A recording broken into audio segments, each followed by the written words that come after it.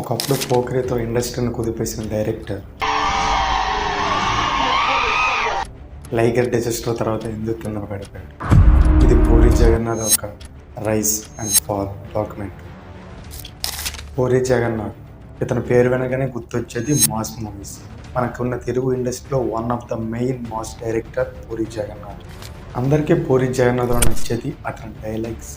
30 రోజులు ఒక ఫైట్ తీసేదో కష్టపడితే ఆయన ఒక్క డైలాగ్తో కొడేస్తాడండి. ఆ డైలాగ్ ఏంటంటే కన్ఫ్యూజన్ చేయొద్దు, కన్ఫ్యూజన్ ఎక్కువ కొడేస్తానా. హీరో క్యారెక్టరైజేషన్ ఈ రెండిట్లో పూరి జగన్నాథ్ ఉన్నంత ఎక్స్పీరియన్స్ ఎవరికి లేదు. తను రాసే డైలాగ్స్ అండ్ హీరో ఒక క్యారెక్టరైజేషన్కి అయితే జనాలు చిక్కుపోయేవాళ్ళు. ఇండియాలో only one writer hero characterization మీద రాయగలడు, దట్ ఈస్ పూరి జగన్నాథ్. కానీ ఇప్పుడు ఆ మ్యాజిక్ ఎందుకు మిస్ అయింది? అలాంటి మూవీస్ ఎందుకు తీయలేకపోతున్నారు? Now let's discuss the biography of Puri Jagannadh life story. So దీన్ని మనమైతే 3 కేటగిరీస్కి అయితే మాట్లాడుకున్నాం. Rise, problems and falling. ఈ మూడే పూరి జగన్నాథ్ లైఫ్లో జరిగిన one of the most critical points. Now let's discuss about the rising. బద్రీతో స్టార్ట్ అయిన తన కెరియర్ పోక్రీ అనే మూవీతో తన క్యాపబిలిటీ ఏంటనేది ప్రతి ఒక్కరికి చూపెట్టారు. బద్రీ మూవీతో పవన్ కళ్యాణ్కి అయితే ఒక స్టార్డమ్ అయితే తీసుకొచ్చారు. పోక్రీ అనే మూవీతో మహేష్ బాబుకి ఒక టర్నింగ్ పాయింట్లో అయితే నిలబడ్డాడు. ఇప్పుడు మనం ప్రజెంట్ ఫాలో అవుతున్న ప్రతి టైర్ 1 హీరో కూడా పూరి జగన్నాథ్ ఇచ్చిన స్టార్డమ్. ఎగ్జాంపుల్ చెప్పాలంటే అల్లు అర్జున్కి దేశముదు, రామ్ చరణ్కి చిరుత, మహేష్ బాబుకి పోక్రీ. ఇలా ప్రతి ఒక్క హీరోకి ఒక్కొక్క హిట్ అయితే ఇచ్చారు.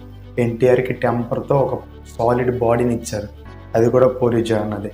హీరోకి ఒక క్యారెక్టరైజేషన్ చూపించాలంటే అది పూరి జగన్నాథ్ తర్వాతే అవుతుంది. డైలాగ్స్ రాయాలంటే పూరి జగన్నాథ్ నుంచి ఎవడూ లేడు.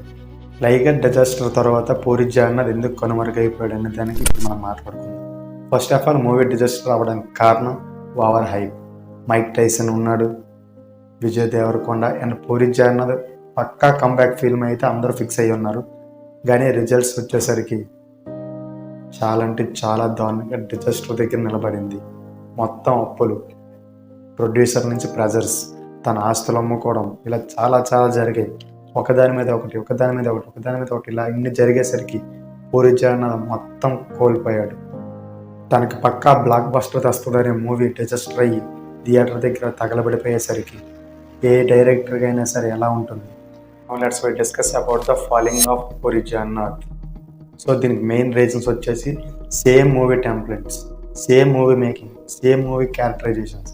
సో ఇదే విధంగా ఒక ప్యాటర్న్ అయితే ఫాలో అవుతున్నారు.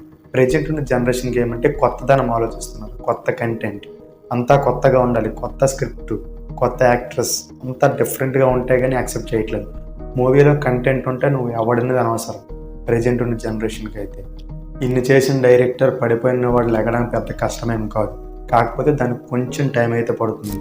నాకే కదా గైస్, మన తెలుగు ఇండస్ట్రీలో ఉన్న మ్యాక్సిమం అందరూ కూడా వన్ ఆఫ్ ద ఫేవరెట్ డైరెక్టర్లో పూరి జగన్నాథ్ కన్ఫర్మ్గా ఉంటారు.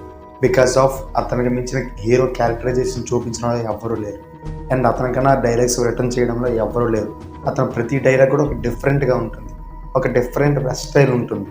సో దానివల్లే పూరి జగన్నాథ్ ఒక బెంచ్ మార్క్ కూడా ఉంది బెస్ట్ డైలాగ్ రైటర్స్. సో అతని మించి డైలాగ్ ఎవరు చూపెట్టారు, అలాగే hero elevation and hero characterisation చూపెట్టాలంటే కన్ఫర్మ్గా అది పూరి జగన్నాథ్ వల్ల అవుతుంది. ఇప్పుడు కాకపోయినా ఫ్యూచర్లో అయినా పూరి జగన్నాథ్ ఒక సాలిడ్ కంబ్యాక్తో వస్తాడని నేనైతే నమ్ముతుంటాను. మీరు కూడా నమ్మున్నట్లయితే కిందనైతే కామెంట్ చేయండి కంబ్యాక్ పూరి జగన్నాథ్ అని. Thank you for watching. వీలైనంత వరకు వీడియోకి లైక్ కొట్టండి.